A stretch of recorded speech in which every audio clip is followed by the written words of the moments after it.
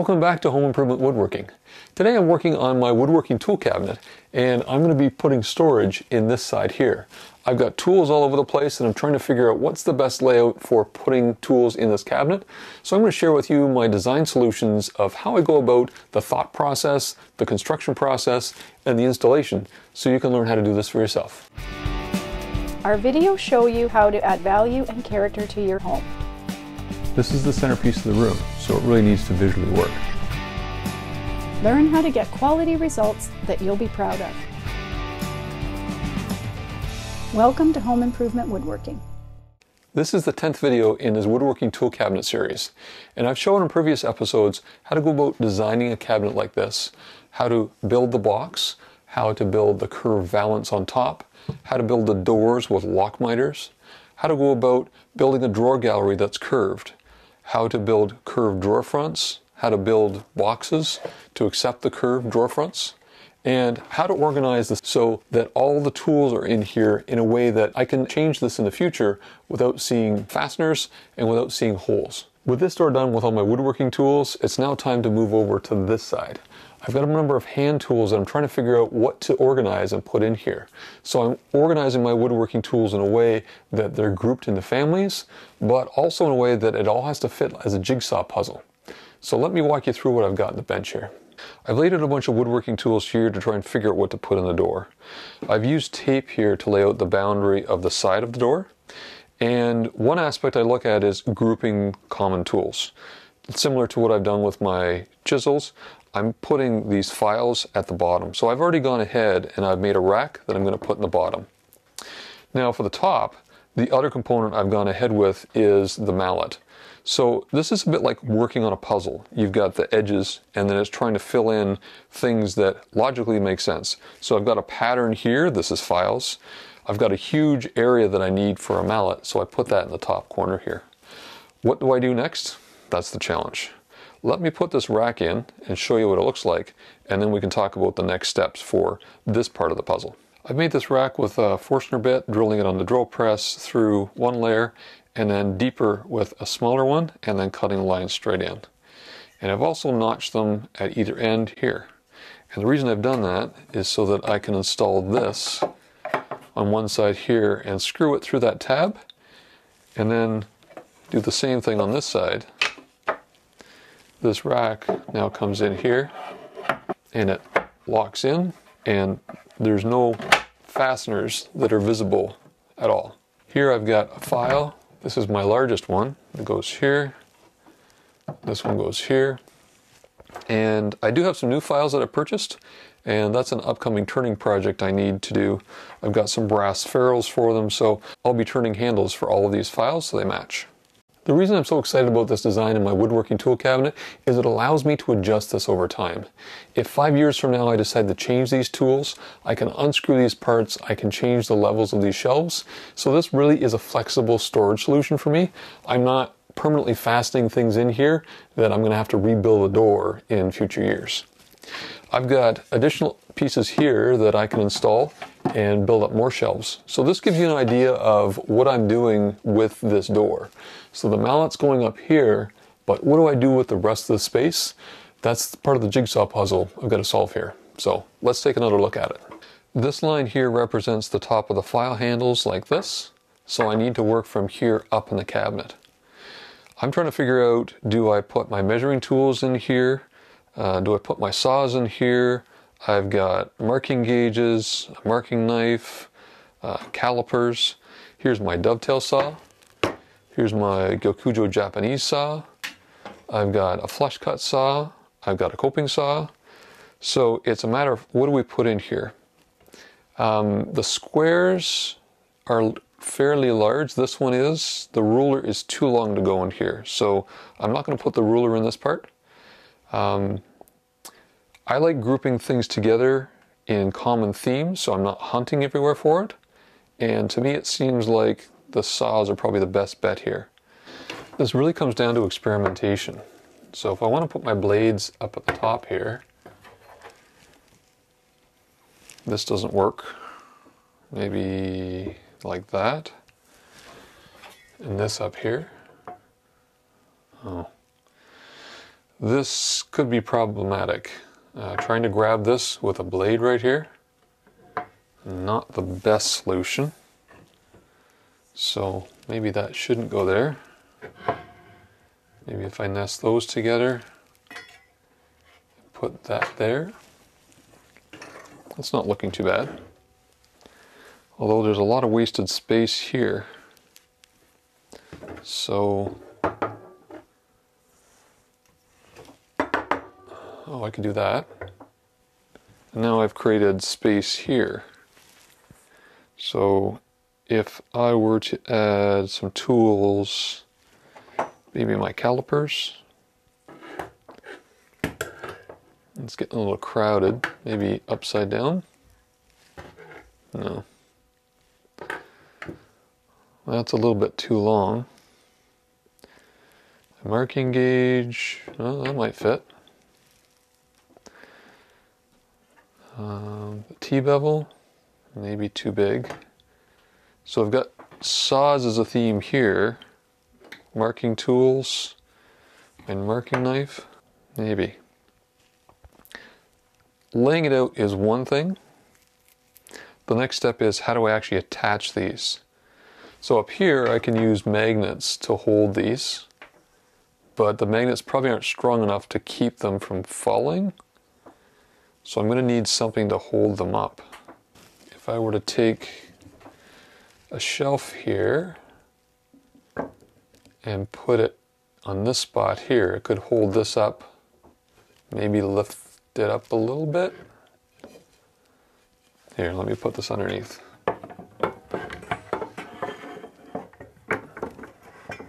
So if this were going across, it could provide some support.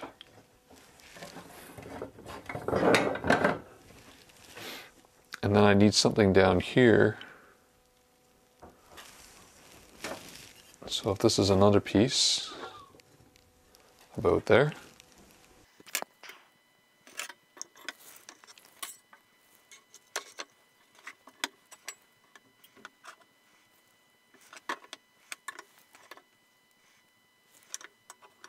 I'm going to give this a shot. So this is going to support this saw here. I'm going to bank on a magnet holding this in place and being able to grab it at the bottom here and avoid those teeth. And then I need a resting point here. So this will come all the way across as a shelf. I'll have to notch it out for the handle here. And then this shelf is going to hold up the coping saw and the calipers. I'm going to have to figure out how these are going to fit in here. But this is giving me a measurement here and here for the shelves. So I'll make up the shelves first and then see how all this is going to come together. I've measured down and marked the shelf here and here. So now what I can do is work out the length to cut these at and allow for notching both top and bottom so everything's locked in.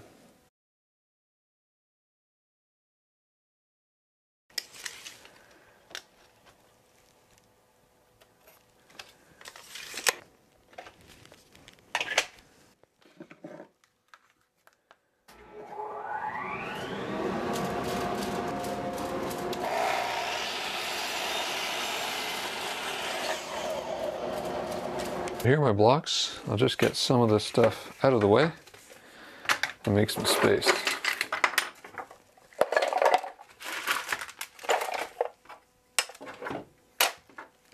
Now I've marked these left and right on the back, and I'm putting the faces together, right side up. And what I'm going to do is tape them together to make this more efficient to work, because I have to work on both ends of the pieces. So rather than potentially mix them up, I'm just going to tape them together and avoid making that mistake. I'll just line them up well and wrap the tape around. With the right side facing up and this direction is the top, I can now take the previous piece that I'd cut, and what I'm going to do is just mark out where to cut off the waist. So this is a 1/2 inch down and a 1/2 inch in from the back. And that way I've got all my shelves with the same dimensions on them. Now where the top meets the shelf, and then we've got a bottom of another one, I want an indexing pin here that's going to make sure this piece doesn't move around. So I'll measure 1/4 inch in and have a 1/4 inch pin, and then the rest is waste.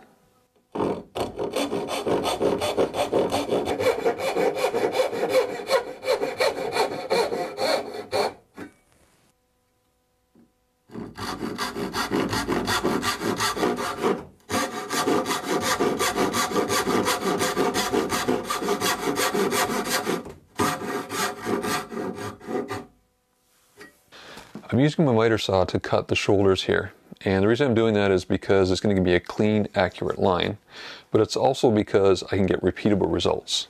If I put a stop block here and set it to the right distance, what I can do is get the distance perfect on this side, flip it over, and get the exact same distance on this side.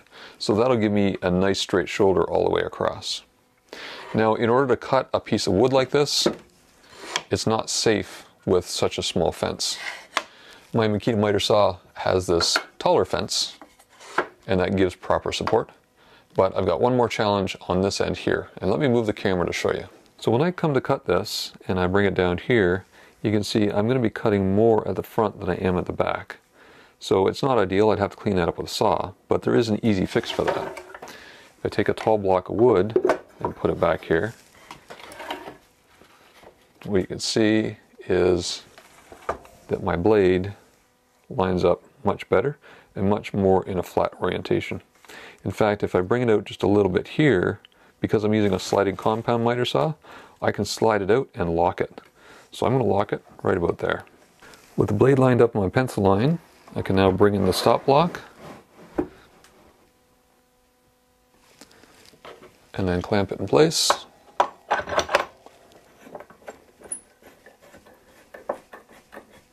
And I'm ready to make all these cuts.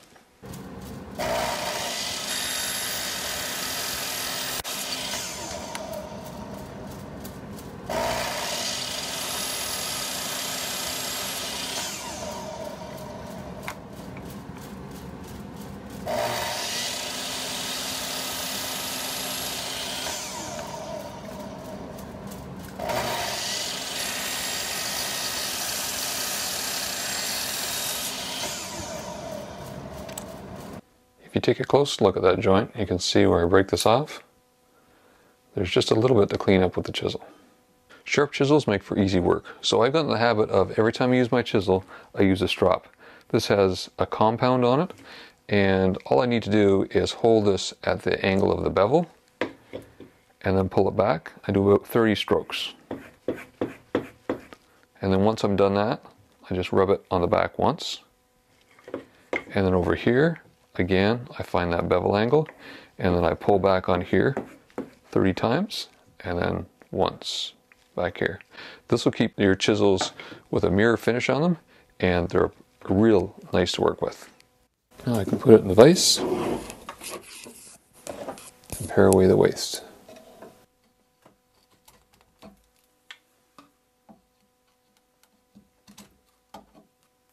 Now that I've got the corners cleaned up, what I'm doing is just separating the parts. And I want to label them very clearly because I don't want to mix anything up. So these pins are the bottoms, these are the tops. And what I want to do is label the front so that I always know where the front is. So this one I've got, this is the left 2.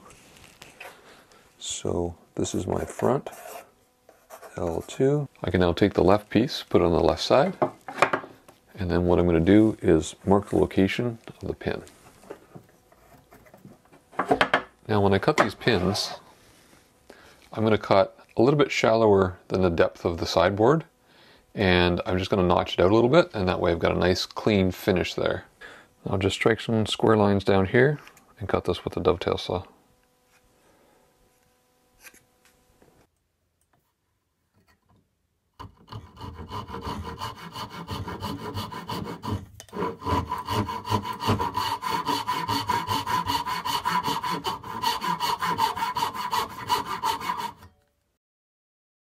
And I'm staying just inside that pencil line.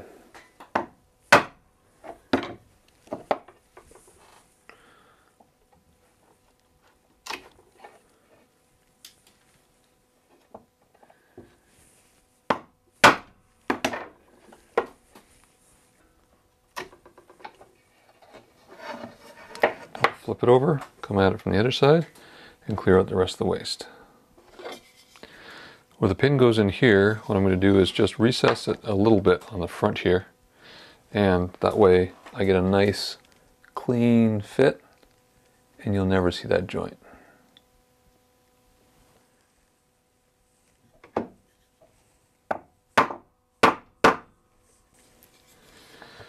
put these together, and it's a little stiff still, so I'll just trim the pin. So just take my chisel and pare off a little bit at a time so I can get a nice tight fit. So put the shelf back in place, put the pin in, and there we've got a nice tight fit. So I just make more joints like this, stacking it up, shelf after shelf, and we're good to go.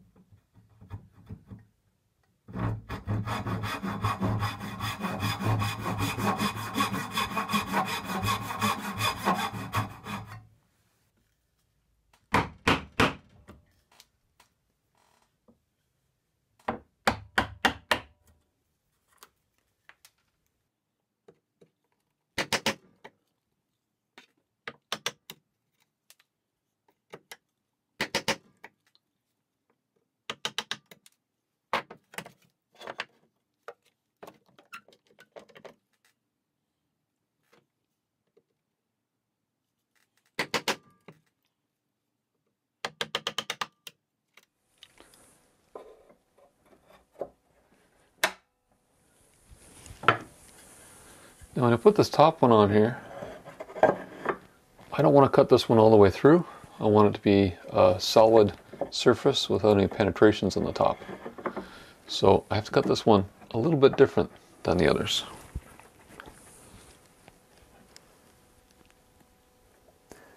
Where I'm cutting out for the tab, I only want to cut as deep as the tab and not all the way through the top. So I just need to mark that depth and then I can start cutting it out. So when I cut this out, I'm going to stay on the inside of the lines. I'm going to take out that line just to give me a little extra depth, a little room of play.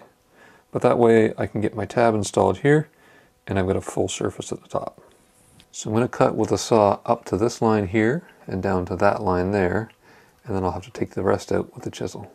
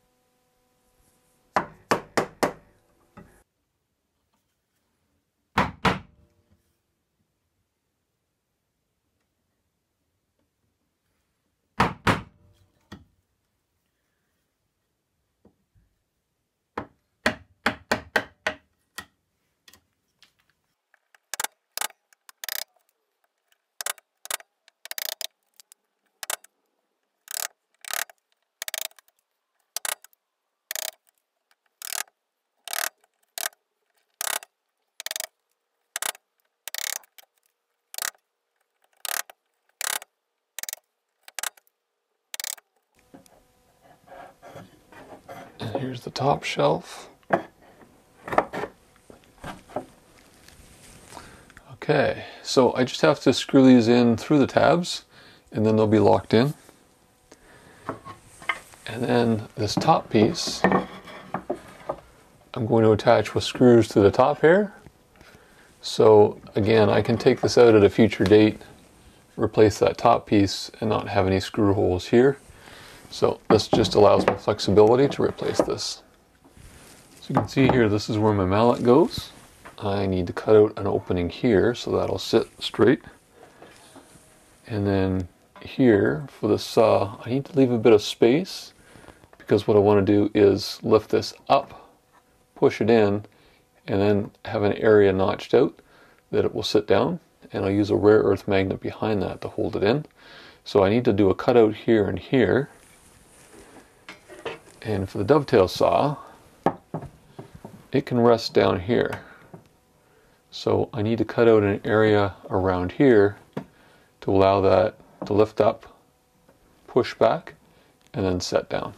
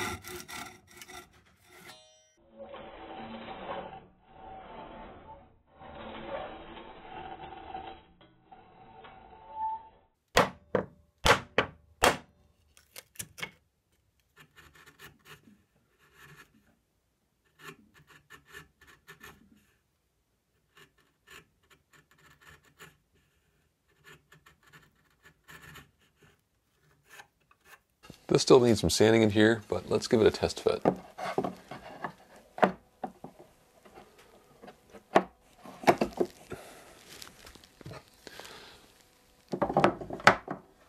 Perfect. Okay, so the next part I've got are the saws, and this is where it goes from a two-dimensional puzzle, how to lay them out, to a three-dimensional puzzle depth-wise. I'm going to put rare earth magnets behind the saw, but I don't want the teeth touching the wood for potentially damaging them from taking it in and out. So what I'm going to do is create a standoff. So I need to figure out how far out that's coming first, and then work out what the depth of each of these cuts need to be. So I'm just going to mock this up using 3/4 inch, which is at the top.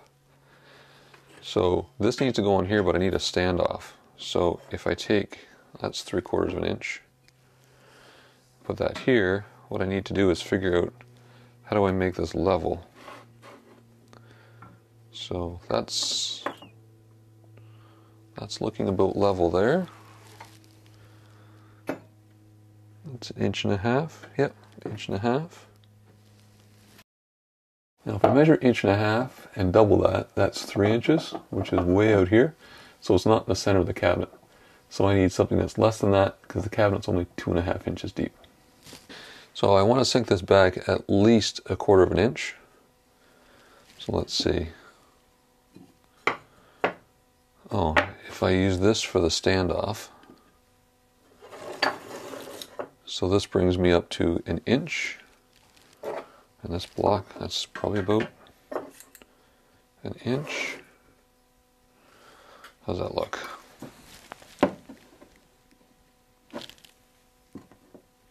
Yeah, it's sticking up a little bit too high here.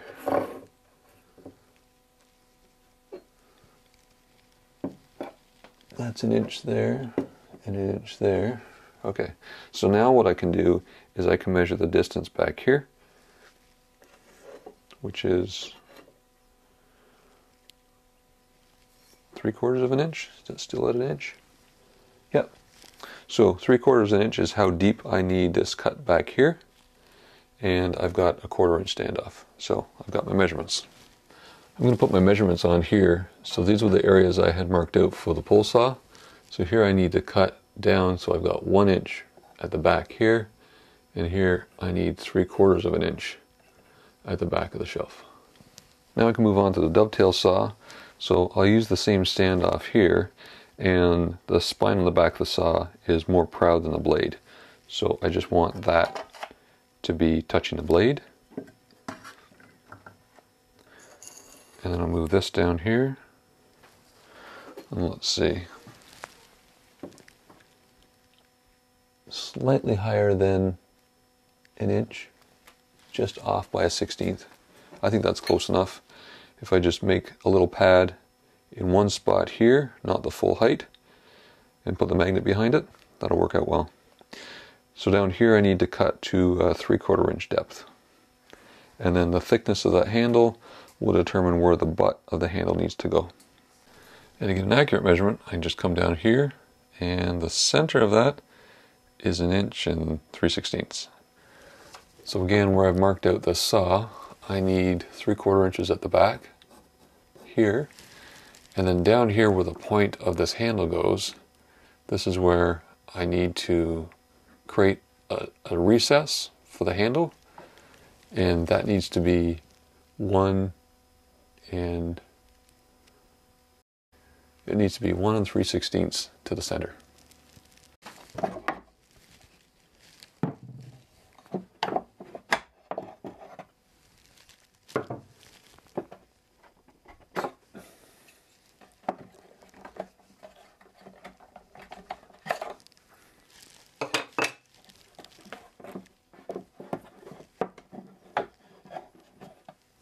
On the lower shelf here where the butt of the handle goes in, I need to mark the center. What I'm going to be using is a Forstner bit that creates a flat hole. So I need to mark the center here and that depth mark that I have of 1 inch and 3/16, and then I can drill the hole.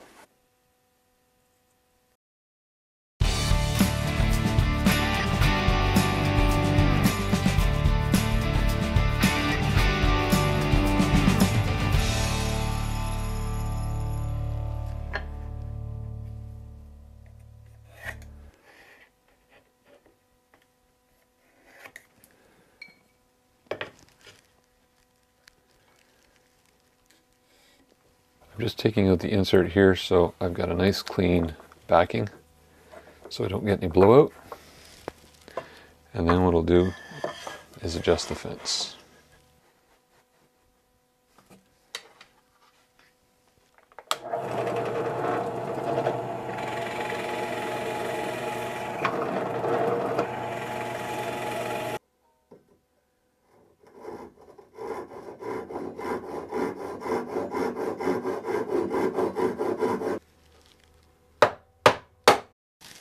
So I can now put this in, and then these go in here. And then the top shelf, I need to work on these two areas. On the top shelf, this is where I marked out for the dovetail saw. So the weight of the saw sits down here on the shelf. So up here, I just need to cut out a square area here and an angle here, put that in so it's plumb. On the right side here, this is where the Japanese saw goes. So that's where I want it to sit, and this is what's holding the saw weight. So what I want to do is, I've got a little bit more room here to get it in, and then it comes down and sits. So I need this to fit right there. I think I'll do is put an angled cut here and here, so it has somewhere to sit, and then I'll cut a little recess for the blade. I'm just going to use my T-bevel here and figure out what angle I need. I line it up at the bottom, and if I line it up at the top here, the weight of the saw is just going to sit on the tip, and I want to actually bury it in there a little bit. So I'll raise the bevel a little bit, so I've got a tip that I can bury in there. I'll just mark these off. Draw my square lines across the back, do the measurements, cut these out, and I can do a test fit. So I'll put this in now and we'll test it out. So the mallet goes here.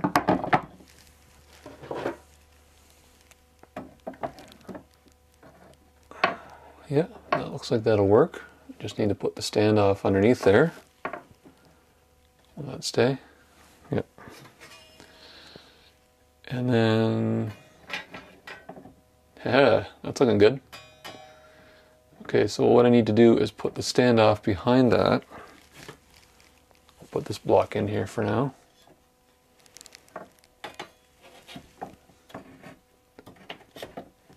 And then what I want to do is mark where I need to cut these grooves to prevent the saw from moving when I open and close the doors. So I'll just mark a spot here and here. And then once I've got that set, I'll come back and mark where these blocks are going to go. This one, that's to the left of that. So I'll measure the width here, cut a square block, and we'll start playing with these rare earth magnets. If you watched my last episode on fixing furniture, I was really excited to get these magnets. These are rare earth magnets, and I've never used them before. But just to show you how strong they are, if I get these close, you'll see that they'll draw to each other. You see how that's starting to move? Here's another one. So, really strong magnets. My plan is to cut a hole in the back of the standoff block and then put the magnet in. And then that's what's going to provide the magnetic pull for the saw. So you can see how that stays in there. I can actually move the magnet. There's such a strong attraction. And that's through 1/4 inch of material. So once I've got it down to about 1/8, it's going to be an even stronger attraction. Isn't that fun?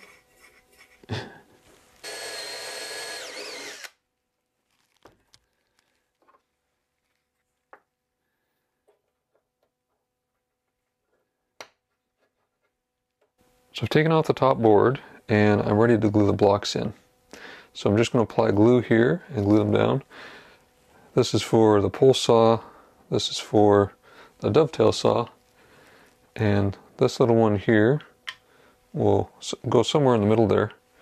This is for the flush trim saw.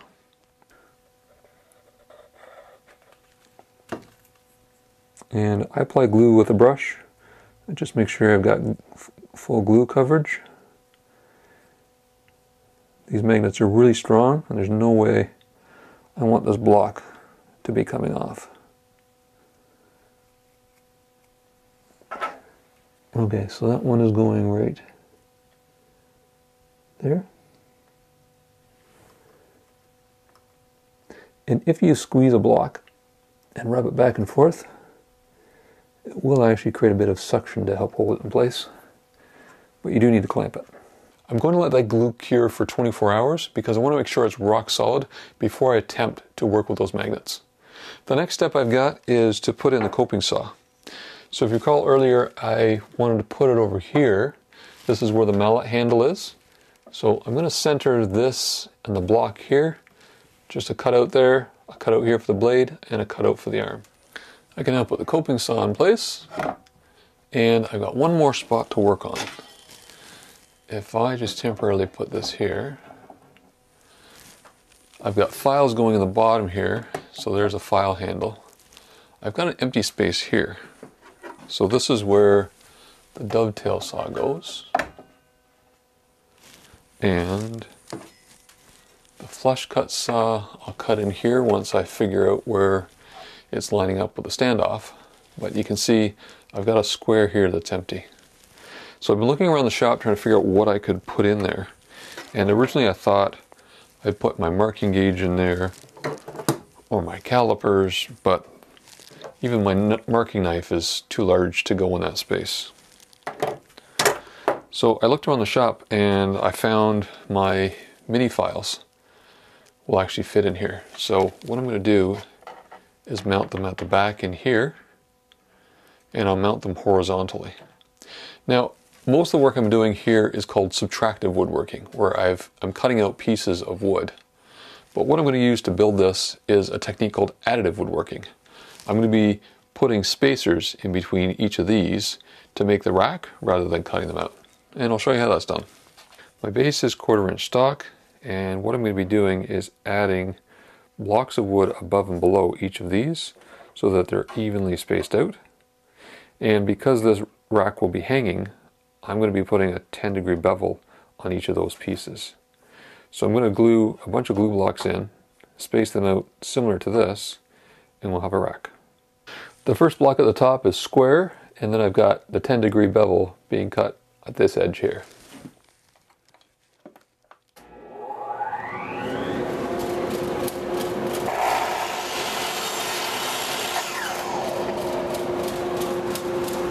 Now I've got a groove here in my insert, and if I line up my board there, that gives me a 5/8 inch board, which is what I'm looking for.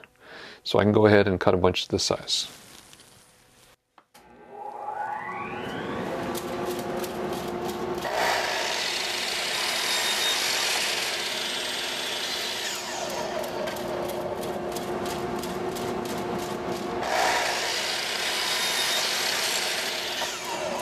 So these coming off the saw, I kept them in the same order so that I've got a continuous grain pattern. I don't know if that's going to show up in the finish, but I thought I'd give it a try.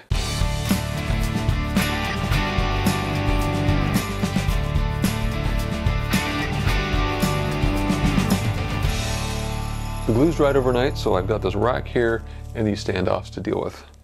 What I'll do first of all is load up the tools here. So there's the mallet and the coping saw. And this is really working well for the pole saw. Good setup here.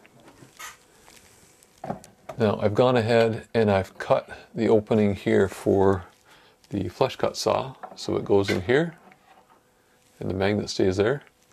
But I do have a bit of a problem here. This dovetail saw here wants to lean back. So the magnet's holding it here, but it's got a bit of an issue where it wants to move around. So I think to fix that, I'm going to have to put a small block just over here to prevent it from tilting backwards. Now the last step is to put this rack in. This is for the files. So these go in like this. And what I need to do is locate it on this section here. So I purposefully left a section here so I could attach this to the back of that shelf. So all I need to do is make a measurement of where I want this across here, cut it into the back there, attach it with some screws, and we're good to go. It's all chiseled out here so you can see how this goes together. Nice tight fit. And that's what it'll look like. So I've got a few more things I need to do. I'm going to do them off camera. I have to sand everything down here, make sure it's nice and smooth. I'm going to put a coat of linseed oil on. The cabinet already has it, and you can see the components are a little bit lighter. Once I've done that and let it dry for a few days, I'll then come back and put some garnet shellac on. This part of the cabinet has that, this part does not. So that'll get all the components finished, and what I'll do is bring it back when I'm ready to screw and assemble all this together, and you can see what this woodworking tool cabinet is going to look like. While the final coat of shellac was drying on these pieces, I just put together this keyboard tray. This is for another project I'm doing on office organization using a monitor stand. I'll get this out of the way and we'll start putting the cabinet together. I'm really happy with the garnet shellac finish. You can see how much richness it adds to the wood. I've pre-drilled holes in each of these tabs so they're ready to go in the cabinet. All I need to do is pre-drill on the cabinet side, put in the screw, and then I can add the shelves.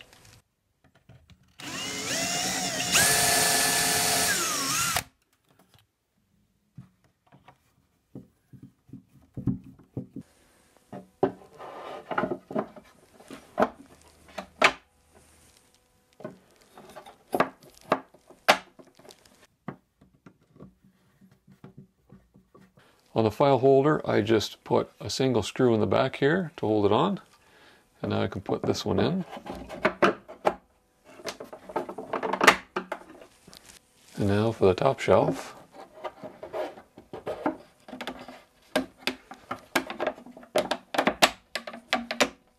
Good tight fit. And the last part, I screw in from the top. Now for the exciting part, putting the tools in. My mallet's the first thing to go in. I made this out of maple and mahogany. The next one is my Gokujo pole saw. I'll put in my Veritas dovetail saw and my Gokujo flush cut saw. And then down here, this is where my coping saw goes. And this is where my small files go in.